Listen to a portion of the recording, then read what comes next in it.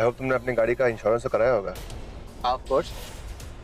वैसे मुझे हवा से बातें करने का बहुत शौक है। यूरोप में मेरी गाड़ियाँ 150 की स्पीड के नीचे कभी नहीं थी। पर यहाँ रास्ते इतने खराब है, बीच में कोई आ गया तो ऑफिस के बदले सीधे हॉस्पिटल पहुंच जाएंगे। हेलो अंश, तो भाई के साथ, युवराज के साथ कैसे? बहुत देर कर दी बेगम। अब तो मिस्टर अंशुमन प्रजापति को उनके मंजिल तक पहुंचाने का वक्त आ गया है।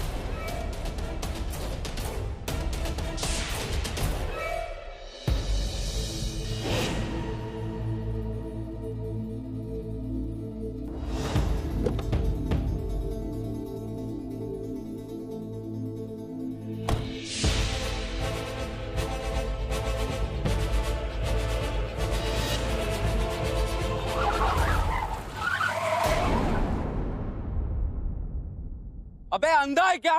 ठीक से गाड़ी चलाना नहीं आता?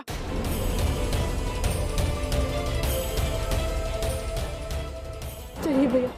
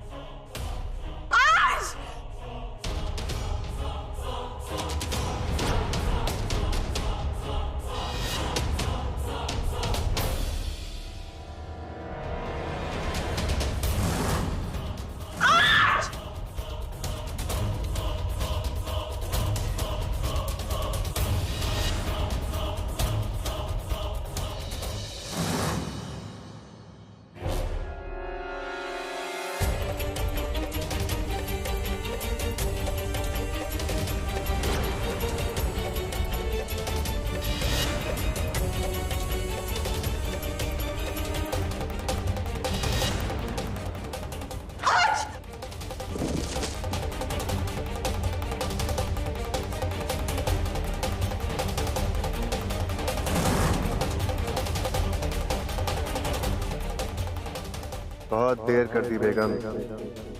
अब तो मिस्टर अंशुमन प्रजापति को उनके मंजिल तक पहुंचाने का वक्त आ गया है।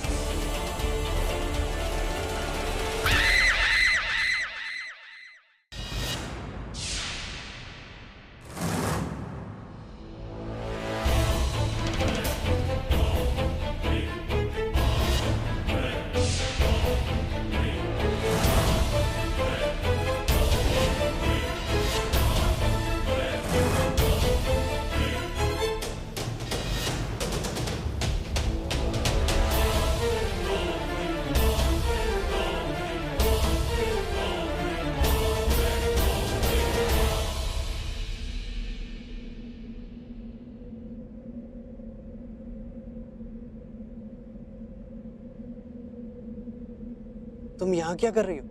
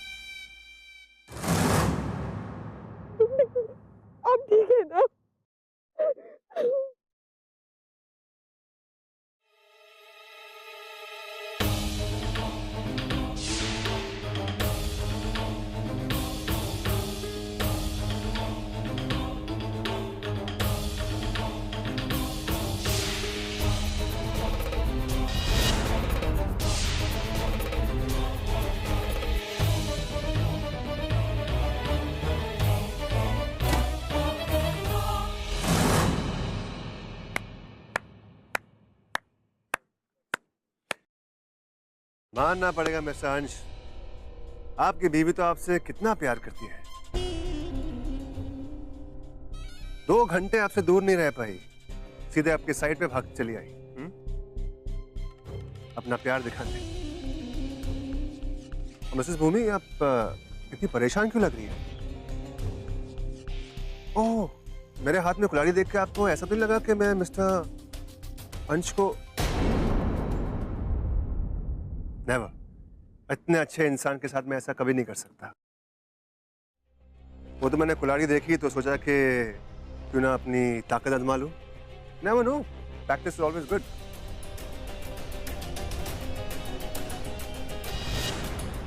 क्या पता इस प्रैक्टिस की कब जरूरत पड़ जाए।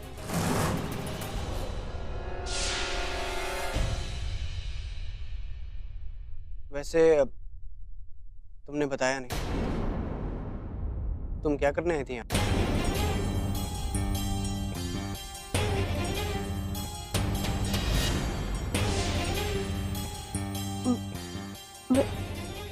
मैं वो बताइए भूमि जी,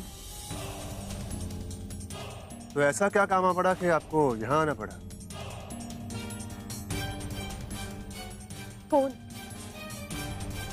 आप मैं फोन? हाँ, मैं आपका फोन देने आई थी। आप घर बुलाए थे ना?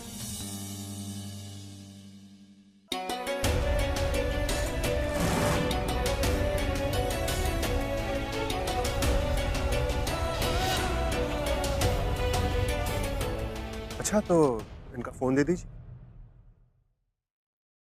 गाड़ी में मैं लेके आती। अब मैं भी तुम्हारे साथ चलता हूँ, चलो।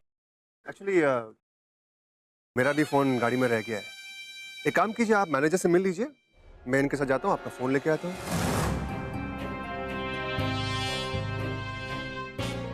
अब इतना सोच क्यों रहे? कोई ना, मैंने खा जाऊंगा। तुम ठीक हो ना? ठीक है, आप लोग जाइए, मैं देखता हूँ कि मैनेजर आया या नहीं। और हाँ, तुम्हें आने की जरूरत नहीं थी, लेकिन फिर भी थैंक्स।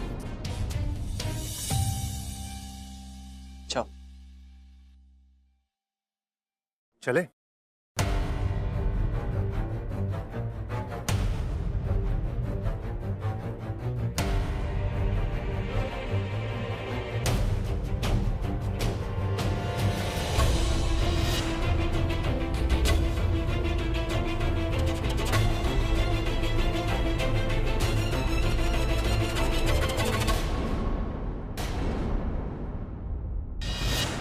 चिल्लाने से पहले सोच लेना, सारा सच अपने आप बाहर आ जाएगा। जो तुमने मेरे साथ किया ना, उसका बदला मैं टुकड़ों में लूंगा। ऐसा हाल करूंगा तुम्हारा कि तुम्हारी रूह मेरे नाम से कांपेगी, समझी तुम? और जो मैं बोल रहा था तुम्हें, वो भी तुम उन लोगों से क्लियर कर लेना।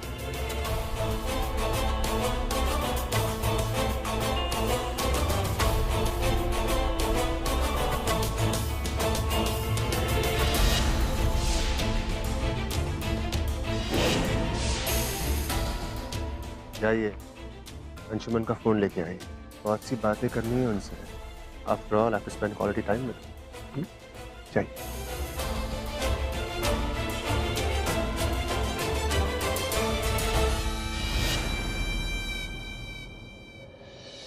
लता, करवा चौथ का सारा सामान ले आई? जी भाभी माँ। करवा चौथ ये ना मेरा सबसे फेवरेट त्योहार है। भाभी माँ, मैं क्या सोच रही हूँ कि क्यों ना इस बार करवा चौथ पे हम पड़ोस वाली सारी औरतों को भी घर बुला ले। इसी बहाने एक छोटी सी पार्टी भी हो जाएगी और व्रत में रौनक भी आ जाएगी। हाँ ठीक है। अच्छा सुनो लता, साड़ी वाले को बुला लेना, हम करवा चौथ पे भूमि को साड़ी देना चाहते हैं। भाभी माँ, आपने तो मेरे मुंह की बात छीन ली। लता दीदी, मैं आपसे बोलने ही वाली थी कि उस साड़ी वाले को बुला लो। एक्चुअली क्या है ना, जो साड़ी मैंने पहनने के लिए निकाली है ना, उसका रंग बड़ा फीका है। अब सुहागनों का इतना बड़ा व्रत है, अगर मैं ऐसी फीकी साड़ी पहनूंगी तो अच्छा नहीं लगेगा ना। तो मैं सोच रही हूँ लगे हाथ मैं भी नई साड़ी खरीद लूं। क्या कहते हो? कुछ महीनों पहले तक हमने सोचा भी नहीं था कि हमारे घर में खुशियों की लहर वापस आ सकती है, लेकिन भूमि के आने से हमारे परिवार में चमक आ गई है। जी भाभी माँ, बिल्कुल सही कहा आपने। और देखिए ना, कितनी अच्छी बात है ना कि ये भूमि और मान का पहला करवा चौथ है। इसीलिए हम चाहते हैं कि ये भूमि का खास करवा चौथ हो। कल मेरा पहला करवा चौथ है माई। सब कितने खुश होंगे मेरे पहले करवा चौथ की। सब कितने जोरों शोरों से तैयारी कर रहे होंगे।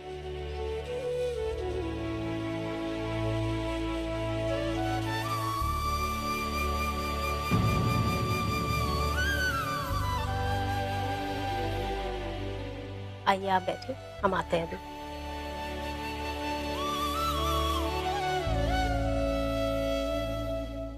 कैसी हो तुम? तुम्हें पता है मुझे कब से तुमसे बात करनी थी पर मौका ही नहीं मिल रहा था। कोई बात नहीं दिव्या, मैं समझ सकती हूँ। तुम कुछ नहीं समझ रही हो भूमि। तुम्हें पता है अंश ने जिद पकड़ ली है कि वो मुझसे शादी करेंगे, क्योंकि उन्हें ये प्रूव करना है कि तुम भूमि नहीं हो। मैं अपने अंश को बहुत अच्छे से जानती हूँ, पर तुम डरो मत, तुम हिम्मत मत हारना। ऐसी हिम्मत से काम करते रहना। नहीं भूमि, नवरात्रि के दिन बड़ी माँ ने हम दोनों की सगाई करवा दी। उस वक्त हालात ऐसे नहीं थे कि मैं कुछ बोल पाऊं, कुछ कह पाऊं। लेकिन शादी कैसे कर लूं? शादी अंश को तुमसे कैसे छीन लूं? तुम बिल्कुल भी गिल्टी फील मत करो, क्योंकि तुम कुछ गलत नहीं कर रही हो। तुम वही कर रही हो जो मैंने तुमसे कहा है। दिव्या, उस घर में मेरी जगह तुम्हारे अलावा और कोई ले ही नहीं सकता। मैंने अपने परिवार पर और अपने अंश पर यह हक तुम्हें दिया है, क्योंकि तुम एक बहुत अच्छी इंसान हो। नहीं भूमि, मैं बहुत दिन तक ये नहीं कर सकती। दिव्या, तुम इतनी आसानी से हिम्मत नहीं हार सकती। जिस तरह तुमने उस आग में हिम्मत दिखाकर हम दोनों को बचाया था, आज वही हिम्मत के साथ तुम्हें मेरे परिवार को बचाना होगा।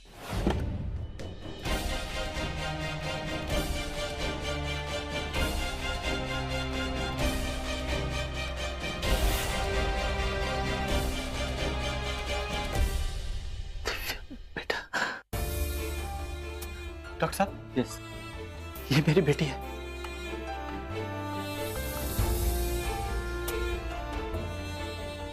ये तो एक्चुअली इनकी फैमिली के बारे में तो अभी तक कुछ पता नहीं चल पाया है, और तो इस हादसे में इनकी परिवार की जानकारी वाले सारे डॉक्यूमेंट्स भी जल के राख हो गए। डॉक्टर साहब, इसका इलाज मेरी बेटी की तरह कीजिए। मैं कोशिश करता हूँ इसके परिवार को ढूंढने की। नहीं, नहीं, मेरे परिवार को कुछ मत बताइएगा। पर भूमि, तुम अपने परिवार के पास वापस क्यों नहीं जाना चाहती? आप दोनों समझने की कोशिश कीजिए। मैं चाहकर भी उस घर में वापस नहीं जा सकती, क्योंकि जिसने मेरी बड़ी माँ को मारने की कोशिश की थी, उसने गलती से मुझे ही मार दिया। और उसे पता है कि मैं उसका राज जानती हूँ। अब अगर मैं वापस भी जाऊं तो वो मुझे अपने रास्ते से हटाने की कोशिश करेगी। मेरे पास कोई रास्ता नहीं बचा। पर तुम चाहो तो उसे। नहीं दिव्या, उसे सबक सिखाने का वक्त नहीं है मेरे पास। डॉक्टर ने कहा है कि अब मैं ज्यादा दिन तक जिंदा नहीं बचूंगी। नहीं बेटा, ऐसा नहीं कहते। तुम तो भी और नहीं अंकल जी, आप मुझे झूठा दिलासा देने की कोशिश मत कीजिए। मुझे पता है कि मेरे दोनों लंग्स खराब हो चुके और उन्हें ठीक करने का कोई तरीका नहीं। मैं अपने परिवार वालों को दोबारा मुझे खोने का दर्द नहीं देना चाहती। उस आग में किसी और की लाश को मेरी लाश समझकर वो लोग ये मान चुके हैं कि मैं मर चुकी हूँ। बहुत मुश्किल से उन्होंने इस सच से समझौता किया होगा और अब उनकी जिंदगियों में वापस जाकर मैं उन्हें ऐसी कोई उम्मीद नहीं देना चाहती जो मैं पूरी ना कर सकूं। मेरे पास और कोई रास्ता नहीं है दिव्या, प्लीज मान जाओ। नहीं भूमि, मैं ऐसे कैसे कर सकती हूँ? तुम्हारी जगह कैसे ले पाऊंगी? तुम चिंता मत करो दिव्या, मैं हूं ना। मैं तुम्हें भूमि बनाऊंगी। तुम बस हाँ कर दो। तुम भी जानती हो कि मेरे परिवार वालों के साथ क्या हो रहा है और जब तक मैं अपने परिवार को पवित्रा से बचाकर उन्हें खुशहाल जीता हुआ नहीं देख लेती, मैं चैन से नहीं जा पाऊंगी। तुम अंकल से और मुझसे किए हुए वादे को नहीं भूल सकती। देखो दिव्या बेटा, शायद तुम्हें लग रहा होगा कि ये बात सुनकर कि मैं मतलबी हूं, लेकिन एक बाप होने के नाते मेरी तुम्हें यही सलाह है कि भूमि की बात मान लो। हाँ, शायद भगवान भी इस बच्ची के रूप में तुम्हें उस शैतान से बचाने की कोशिश कर रहे हो। अब आप ये क्या बात कर रहे हैं? वो हैवान युवराज, मैंने बहुत मुश्किल से तुम्हें वापस पाया है, अब दोबारा नहीं खोना चाहता।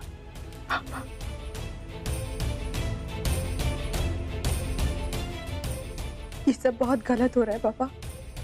मैं तो जीने की उम्मीद छोड़ चुकी थी, इसीलिए तो आत्महत्या की। लेकिन भगवान ने मुझे फिर से जिंदगी दे दी, और एक ये जो अपने परिवार के साथ जीना चाहती है, उसकी किस्मत पे भगवान ने इतनी कम समय से लिख दी। दिव्या, शायद कान्हा जी भी चाहते तुम भूमि को जिंदा रखो, खुद भूमि बनकर। प्लीज हाँ कर दो, प्लीज। मैं कुछ नहीं भूली भूमि, मुझे अच्छी तरह याद है मैंने तुमसे कहा था ना कि जो तकलीफ पवित्रा ने तुम्हें दी वही तकलीफ उसे मैं दूं। तुम देखना, मैं उसे चैन से नहीं बैठने दूंगी। उसे अपने किए पर पछतावा जरूर होगा, ये मैं तुमसे वादा करती हूँ। दिव्या, जिंदगी के इस मोड़ पर आने के बाद मुझे एक बात का एहसास हुआ है कि ये जिंदगी नफरत के लिए बहुत छोटी है। इस जिंदगी में नफरत की कोई दुनिया नहीं होती, इसलिए अब मुझे किसी से कोई बदला नहीं लेना। हाँ दिव्या, अब मुझे बस अपने परिवार की खुशियां चाहिए, और जाते जाते उन्हें किसी ऐसे हाथों में सौंप देना चाहती हूँ जो उन्हें संभाल कर रखे, जो हमेशा उनका सहारा बने, हमेशा उनका साथ दे, उन्हें खुश रखे। तुम्हारे जाने से मेरे परिवार में वो हंसी वापस आ गई है, और मैं चाहती हूँ कि ये हंसी हमेशा के लिए बरकरार रहे। ये लीजिए करवा चौथ का सामान जो आपने मंगवाया था। कल बहुत खास दिन है दिव्या, कल हमारा पहला करवा चौथ है, भूमि का पहला करवा चौथ है।